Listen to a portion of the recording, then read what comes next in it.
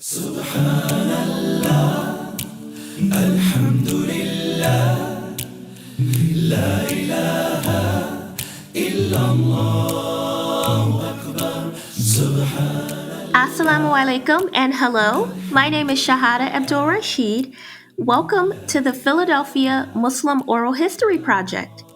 This series is a part of In the Path of Islam, a project brought to you by the Free Library of Philadelphia and funded by the Doris Duke Foundation for Islamic Art. This series and project shares and uplifts the voices of Muslims indigenous to Philadelphia and the Delaware Valley. These personal accounts that you're about to hear are unique, probably not written down, and important to be passed on for future generations. Insha'Allah, God willing, you will enjoy these stories as told by the people who have experienced them. Thank you, and may you be blessed with goodness always.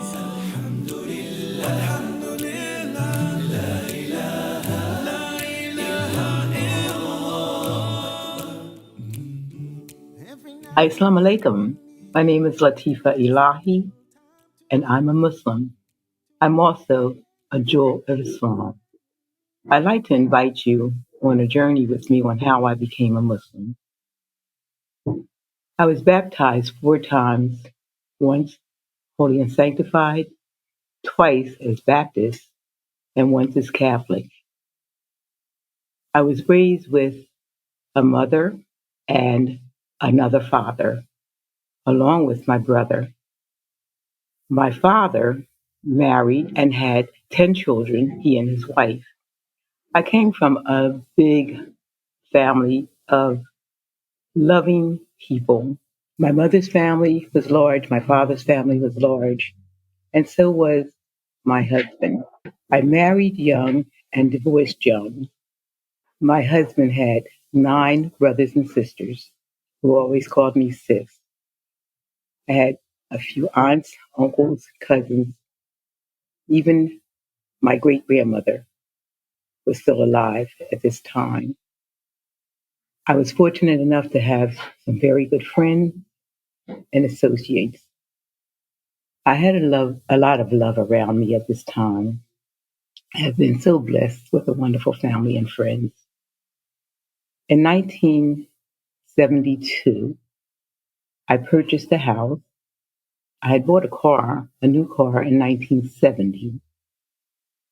Also, I was able to buy expensive clothes, to travel in the United States and out of the U.S. to a few islands, to Paris. I worked at the post office, and the post office was known to party back in those days, and I did party. I had a good life, things were going well, but suddenly in 1972, while the weather was warm, I felt that something was very wrong. I was not happy. Something was missing, and I couldn't figure out what it was.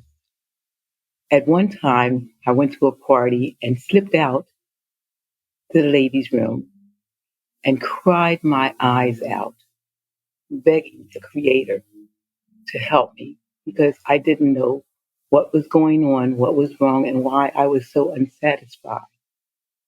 This happened twice. A few months after, I was standing in my living room and I decided to pray to the Creator.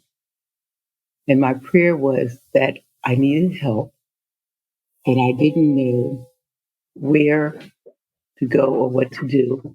And I decided I know that there is only one God.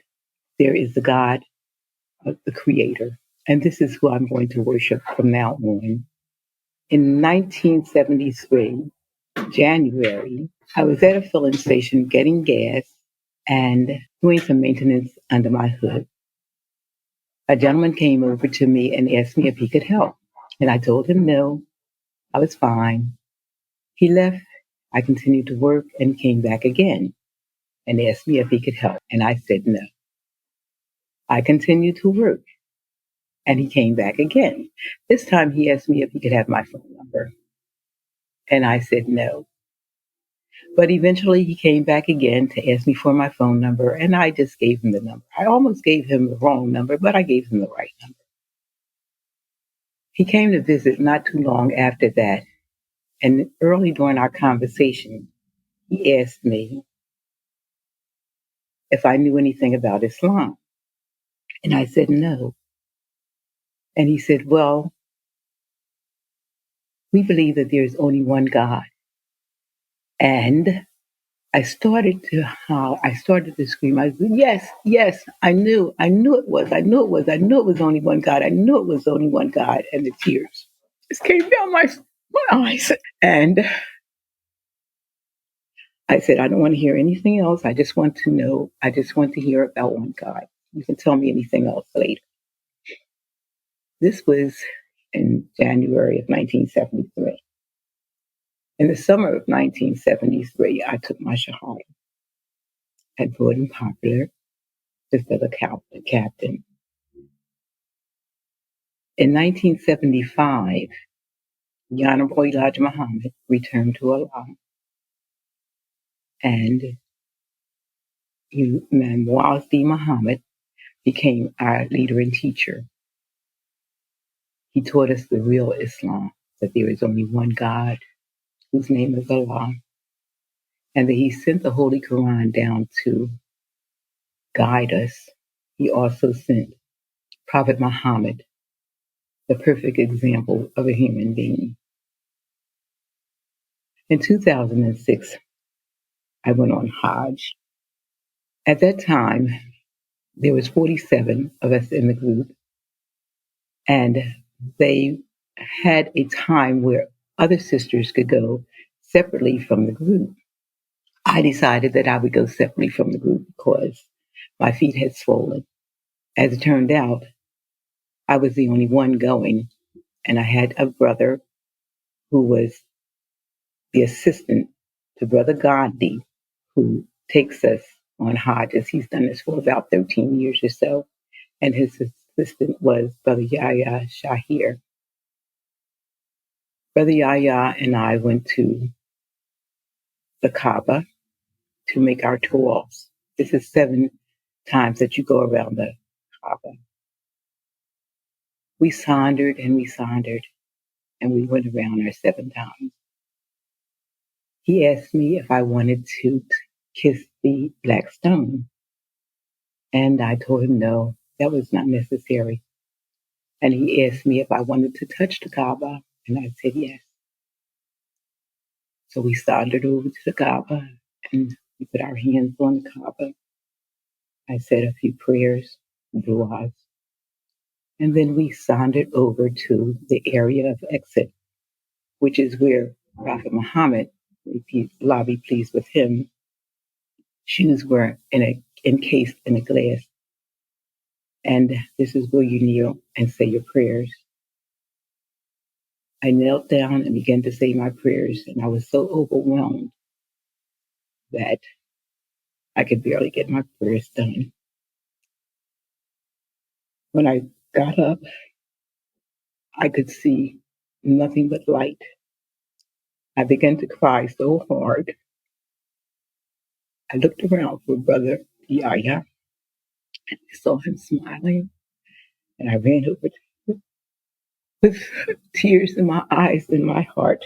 Oh, he patted me on my back and he said, "This is why we do it. This is why we do it." And we left. I learned a few things from then, from 1972 until now. Number one is that Allah is one, the eternal, the absolute. There is no other. And in His wisdom, He sent us down the Holy Quran and Prophet Muhammad to guide us. I also learned that the hardships that we have in life, the problems, the aches, the pain of losing someone, these things are all in the plan of Allah. And we have to work ourselves to be better people, and to help others, to be pleasing to Allah. But when you're having these hardships, you need to call on Allah, and He will help you. He does hear us. He does love us. And we asked Him for the specific things that we need at that time. And surely He will answer us.